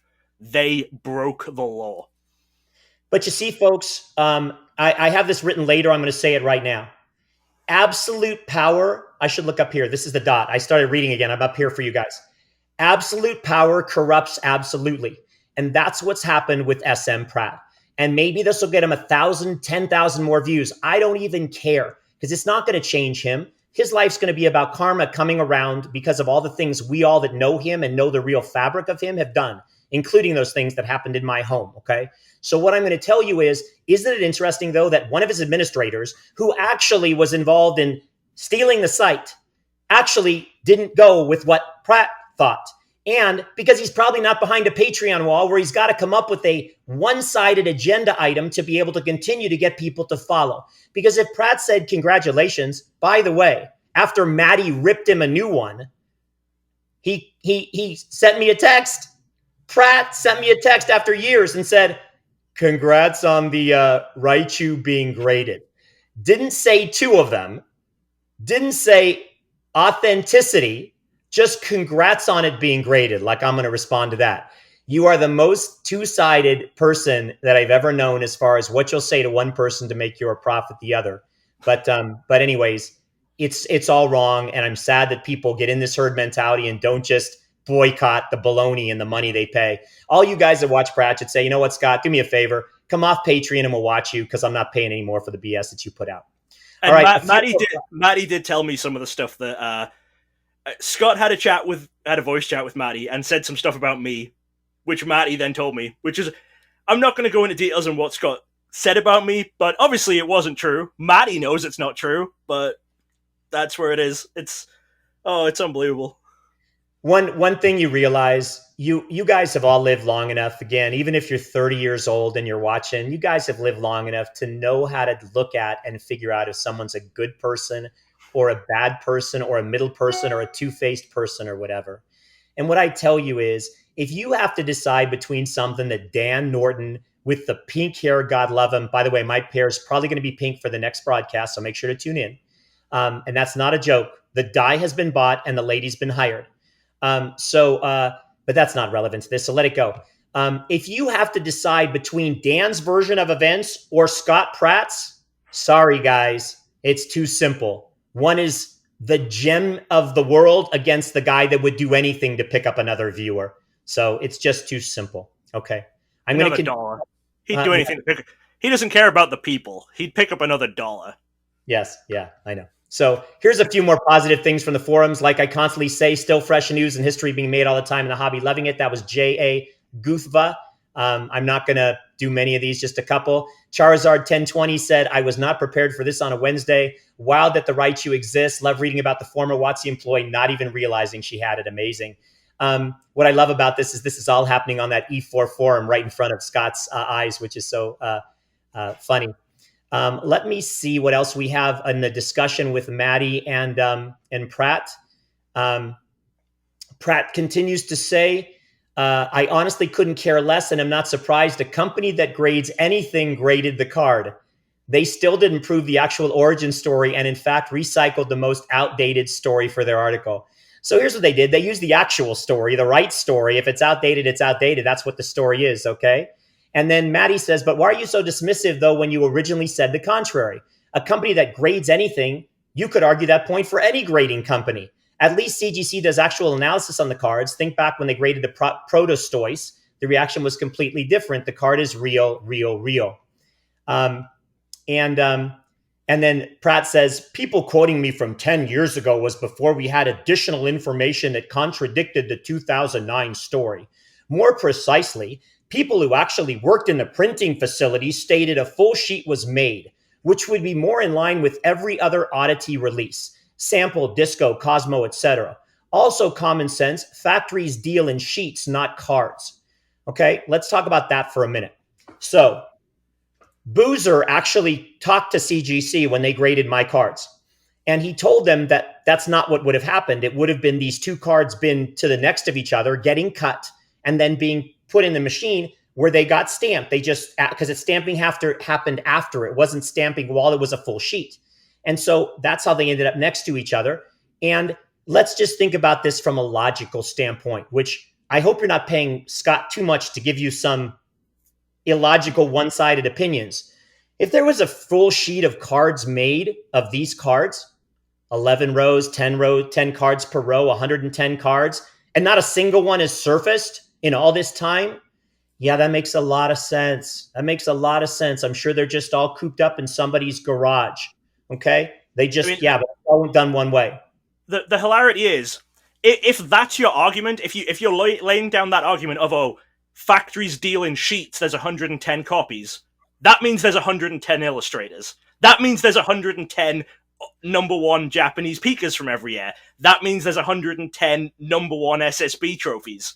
Like, you can't pick and choose which cards follow your logic. If you're going to go by that logic, then that has to apply to every single card. You cannot say factories only deal in sheets and then try and say, oh, but this card I have, there's anything less than 110, because you have to say there's 110 if you're using the logic of factories only deal in sheets. And you know what? Even if there's a sheet, if that's the discussion, that's then saying, oh no, they're saying that there are 10, and but they're saying that there's 11, and there's actually 110. It should be worth nothing. Hey, you know what? When I first started collecting, when that story came out about the Prerelease Raichu, that time period, do you know what we knew about the illustrator? We knew that there were 6 copies. We knew. It was laid into the ground fact. Every single high-end collector, everyone who cared about the illustrator, on Pokey Jim, anywhere, would tell you there were 6 illustrators. They would tell you that there were exactly 2 copies of the 97 Pika. Oh, you know what? Now it's years later, and no, there's not 6 illustrators. There were 39 released, and there's even more than that come out. Oh, but that's okay. That's still more valuable? Oh, that's not worthless anymore. No, that's still fine, because it's still a limited number of copies, even though it's way more than was originally said. Like, the argument doesn't track. Even if there were 110 made, 110 is still a low number, and these are still the only 2 publicly. Like, it really, that sheet thing really doesn't track. So, Dan, let me say this to the public, as they know. They already know how much I absolutely love and adore you, okay? And it's the reason that I've been so blessed to have you in my life all these years, because as a person who has a law school degree and understands the importance of fact patterns and logic being able to superimpose from one situation to another, it makes complete sense what you're saying. He's directly contradicting himself. And people are paying information. Come to my Patreon and Dan's Patreon. We call it Koffee Talk. We're going to charge you a lot of money, nothing, to watch weekly and learn something that's factually accurate and not one-sided opinion like some other folks that have been brought up in this podcast. Great points, Dan.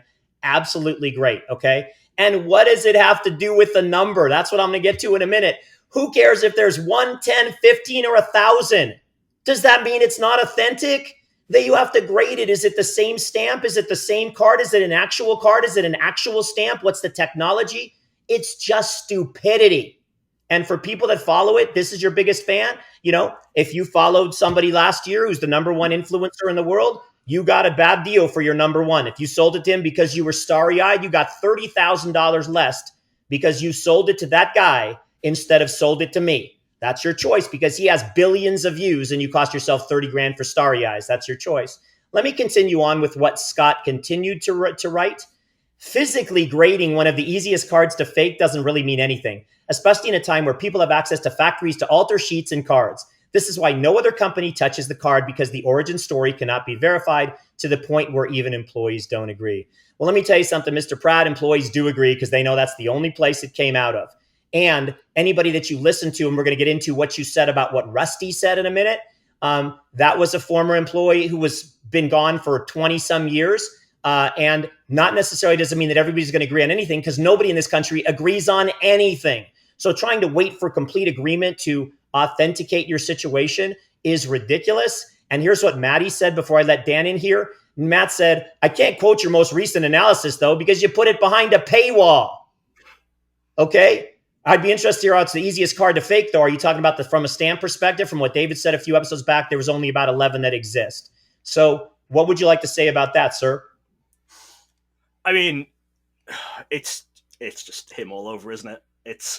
It all falls back to it's like I said, foreshadowing. When you were talking earlier, when he was dropping the whole, he said about something, it's the, oh, I don't have it, so it doesn't exist kind of thing.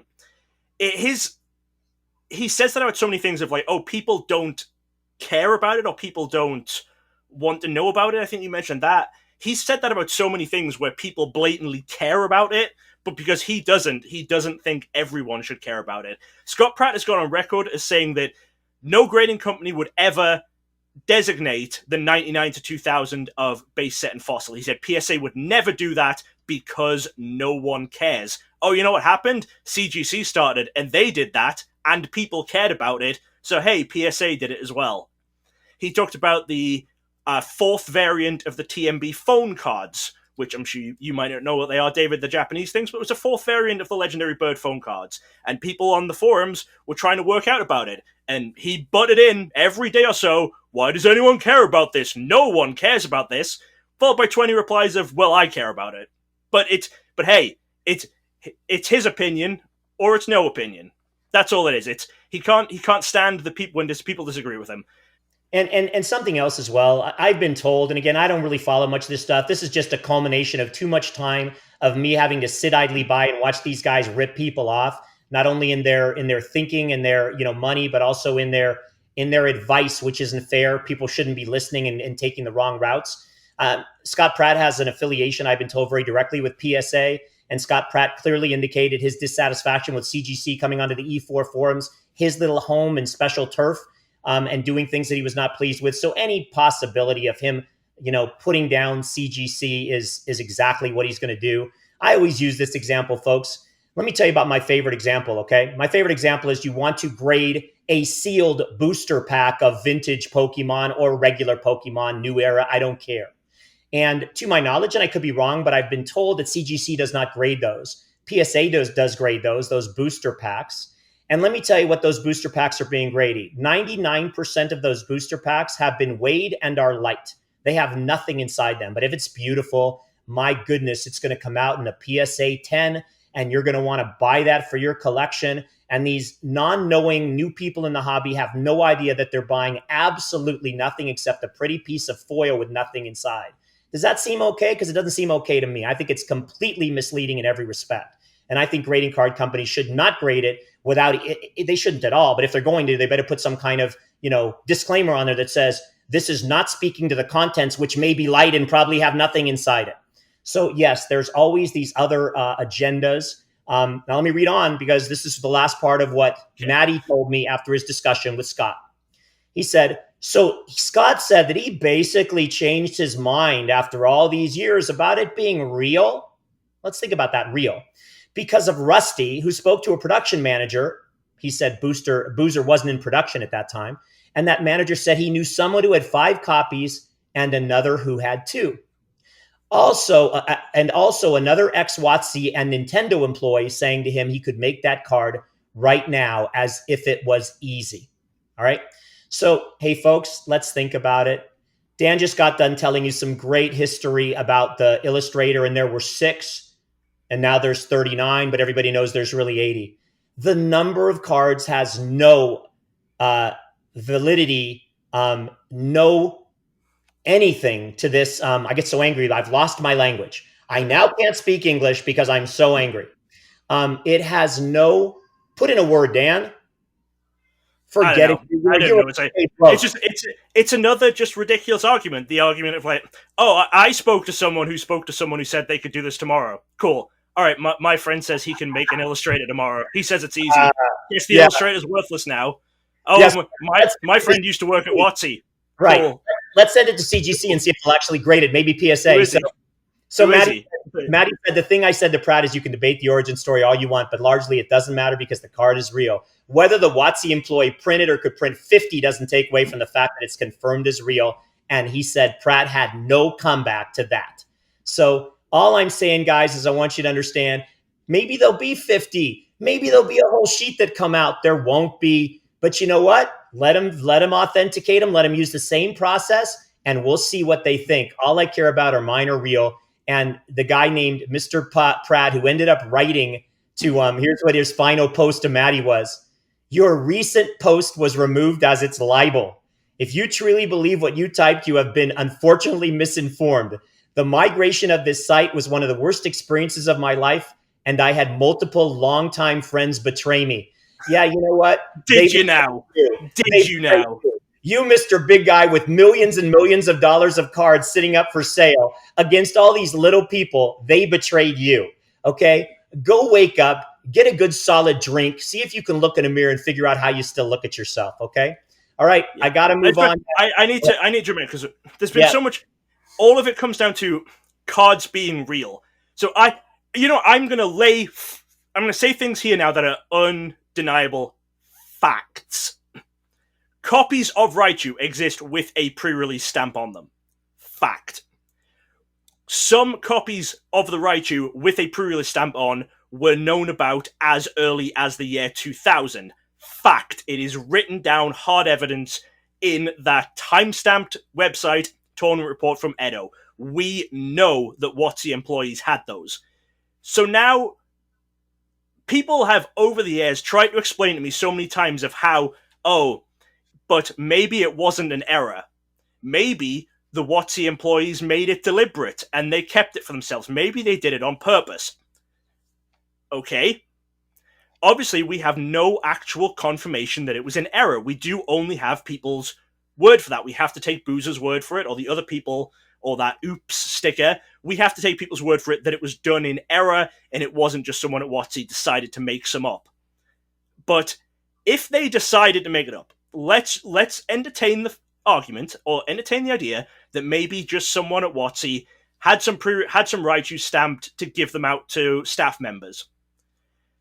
Why does that make it not valuable?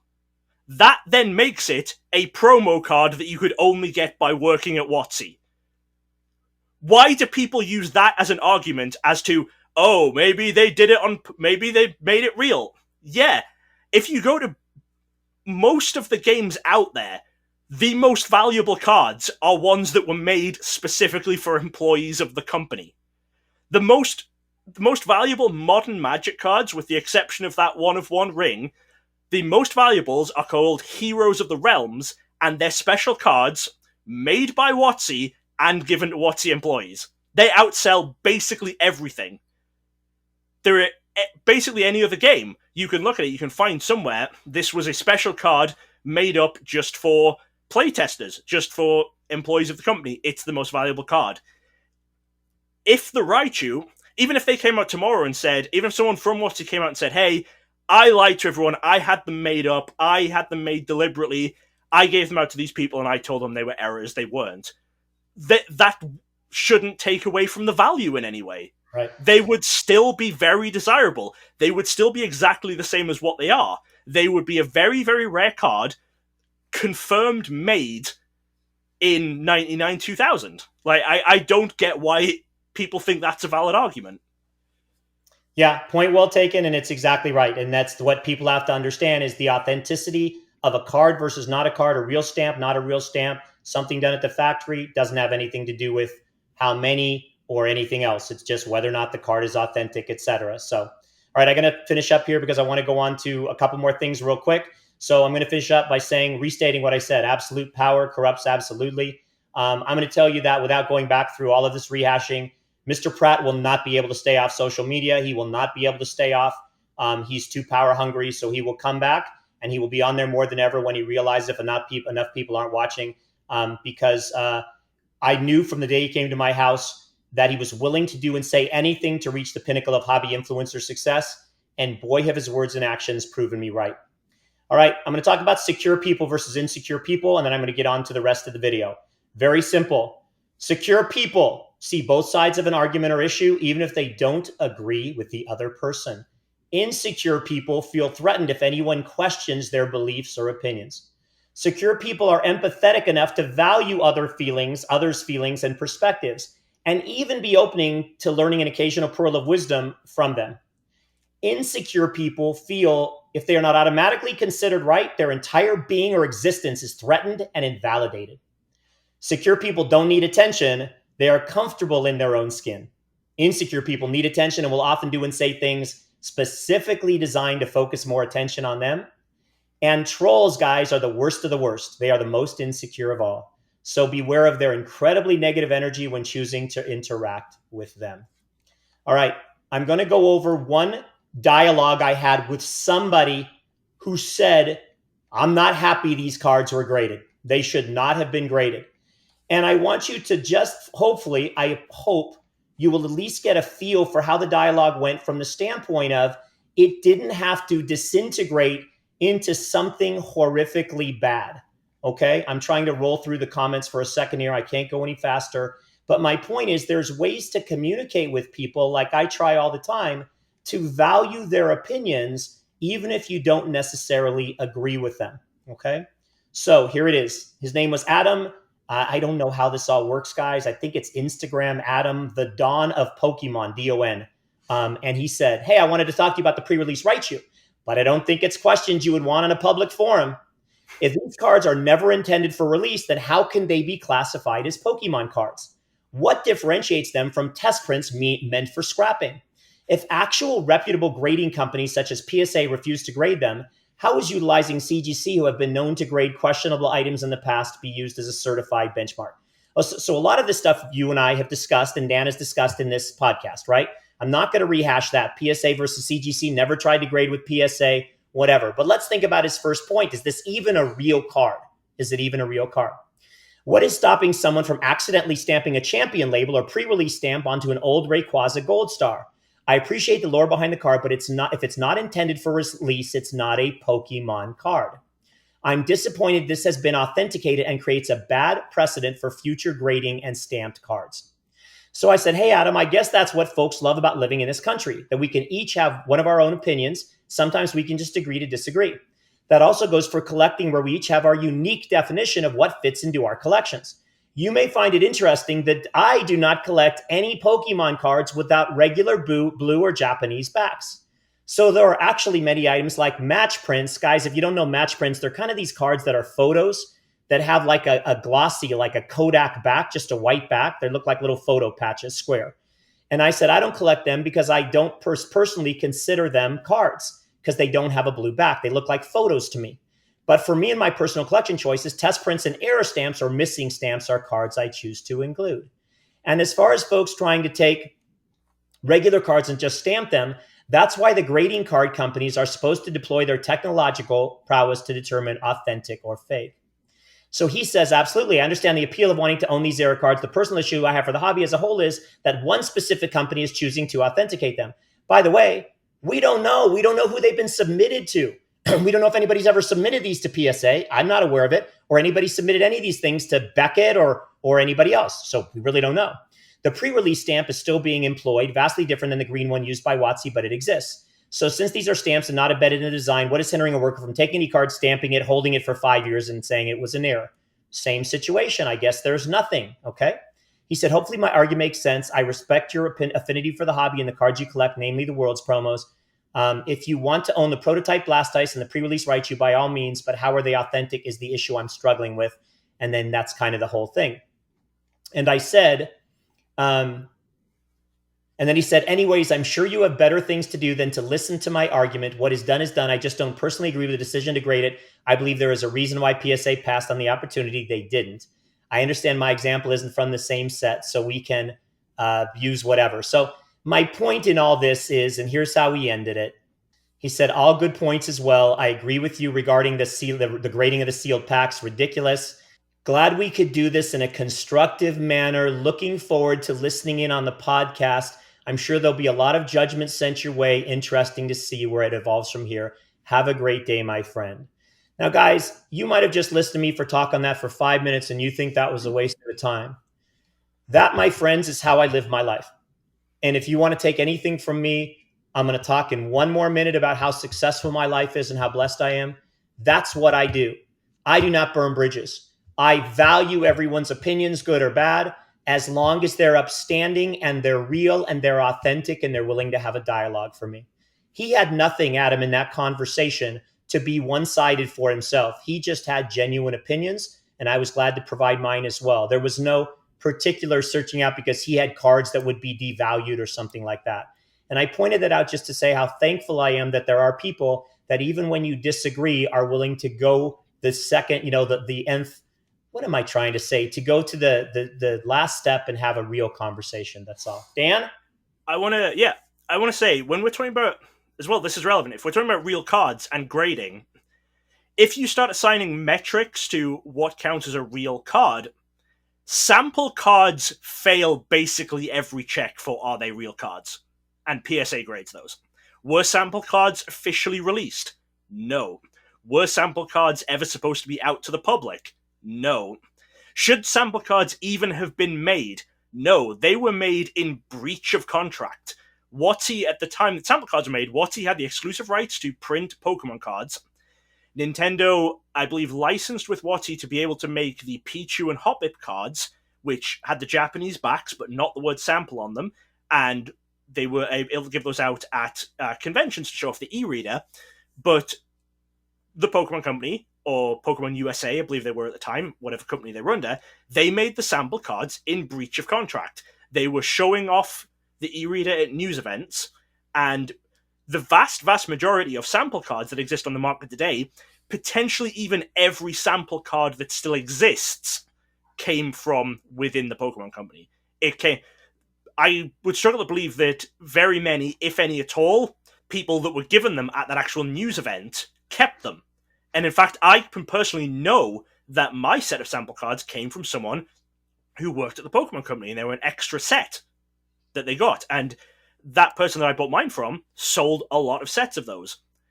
But hey, PSA grade those. So where are we at? If someone says they don't trust a grading company that grades, the Prerelease Raichu because it might not be real, or it fails these metrics for what's a real card, do you now have to stop using CGC? Do you stop using Beckett? Because they will both grade sample cards. PSA, like my set of sample cards is PSA graded. And those cards they fail the same, are they real metrics that the Prerelease Raichu does. Yeah.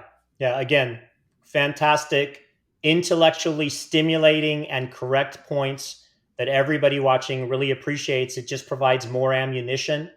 I want to get done. I know we're long. I have one final point. Maybe I saved the best for last. Maybe it's the worst. I want to identify specifically a dichotomy between two different kind of haters, two different kind of trollers. David, why did you do that whole little thing you did on insecure people? Because a lot of the haters out there with no information or whatever, as Dan has kind of put to rest all of these different myths and things in this podcast, they're just insecure. They need to hear themselves. They need to get views. They need to be out there because they need someone to say, oh, you're right, buddy. More power to those folks, man. You know what? If that's what makes them feel good to say something negative and get people to love what they said, I'm so happy. I don't even care. Great. Doesn't faze me in the least, but I sure love the positivity of most of the rest of you anyways. Can't be all of the most of the rest of you. Some of the rest of you, most of the rest of you, none of the rest of you, and some of the rest of you. Most of you should just go to rest after all this. So let me finish up by the other kind of hater. We talked about one, that's Pratt. We talked about Herlocker in a sense that financially motivated his card or not. And lastly, we're going to talk about Mr. Rattle Pokemon. Somebody who hates purely for views. These guys have created such a narrative around themselves and everybody's afraid of them. Let's talk about Rattle Pokemon. If you're watching him and you're a herd follower, a herd mentality follower, gosh, I feel bad for you. So you're going to see real quick his reputation is changing because of his trolling nature. At one point, he was the self-prescribed arbiter of all things that were going not well in the hobby. And his most famous thing recently is calling out Blake Martinez on Blake's Breaks on the Whatnot forums for switching cards in live streams, etc. I am not saying that Rattle Pokemon hasn't done some decent calling out bad people work. But Mr. Rattle Pokemon cares about one thing and one thing only, and that's his views and the associated monetary rewards of those views. My good friend Dan Norton has talked about in the past what the problem is when you post too much to social media. When you post too much to social media, when you feel obligated to put these videos on every single day, hey folks, the depth of analysis you're able to do, use your common sense. How deep are you going to get in? Nobody cares. They don't care. Say anything to get views and it's all going to be good. Find anything you can make a negative comment and it's going to be good. If you watch Rattle Pokemon, there is never anything that's good. It's not, oh my goodness, look at this great development, how exciting this is. It's how bad the sets are and how bad the errors are and how many thefts there are. It's a constant sense of negative energy. If you associate with that fool, folks, you are putting yourself in energy's bad way, and it's like feng shui in a house. Don't do it. Find somebody positive to associate and look away.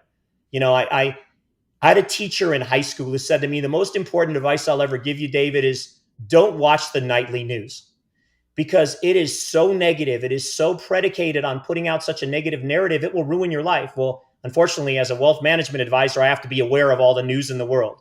But boy, was that person right about what it is when you have to hear all this negativity.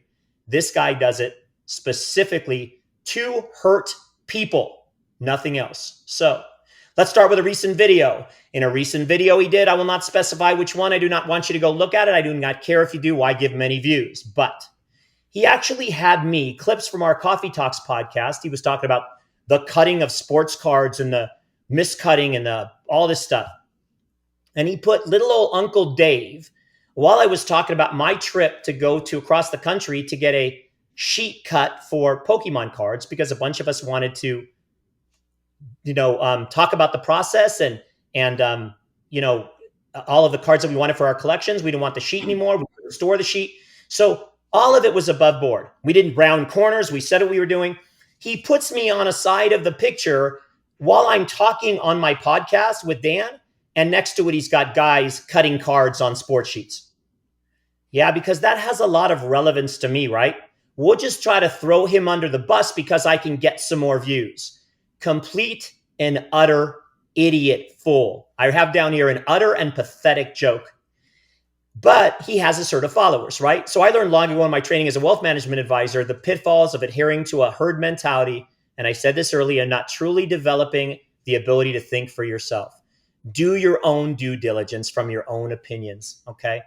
This guy is posting way too much to have any factual, in-depth, anything correct. There was so much wrong about that video, even about our trip across the country. 50% of it wasn't even correct in any way, shape, or form. He didn't have the locations right. He's such a joke, okay? So money, money, money. That's what he's doing. That's how he makes his money, his living. And a specific negative agenda means it's always going to come up the same way, okay? Next, he wants folks to respond. He will take what we're doing right now. He's going to cut this out. He's going to put it on. And he's going to say, you come on here right now, David. You come on and you respond because I want to talk to you on the air if you really think all this. No, sir, buddy. I ain't biting. I don't need your baloney negative energy. I know your whole game and I ain't playing. Okay. So, or I like to say it this way. Sorry, buddy. I'm not that stupid. Let me tell you something about me, Mr. Rattle Pokey Bud. I'm the owner of the most complete English language Pokemon card collection in the world. While the only thing, I should say English language if I didn't say that. While the only thing you own is the environment of hate in which you put your sad little existence. Want to know about my life? I got a wonderful wife, best woman in the world. I got 8 amazing children, 2 beautiful granddaughters. One of my boys is going to be in the NBA sooner before I wake up and turn a corner. And I've got an impeccable hobby reputation. Never weighed anything, never sold anything from my own collection. And always helping anyone that asks. If any of you want some information from me, some help, you just dial up my Patreon or Dan's Patreon.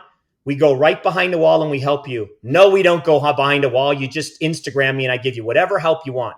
Because I care and that's what I do. Okay? And by the way, I happen to manage money for $300 million of clients' money. I do their financial planning and their investment management, and have done it for over 25 years without a single complaint in the industry. My life is super rattle dumbass, okay? So when you decided to come out with your pre-release Raichu video, oh, I should interject one last thing before that. The guy went to Rusty's house for a recent Collecticon and ended up, after riding on Rusty's tractor next to him, he came out with a video putting down one of the cards Rusty's had just obtained. That's going to get you votes, since everybody in the hobby loves Rusty and we know what you're a piece of. But in his latest video, which I would not watch, I wouldn't do it the service, my good friend Matty Thompson, he's my fighter. I wanted to bring the gloves in today and put the gloves in. And he said to the guy, he watched the video and said, David, let me tell you what he said. I'm going to sum it up for you. And he said that the only reason the cards got graded is because you knew the owners of CGC and you got them to do it for you and they're motivated by money. I don't know the owners of CGC, guys.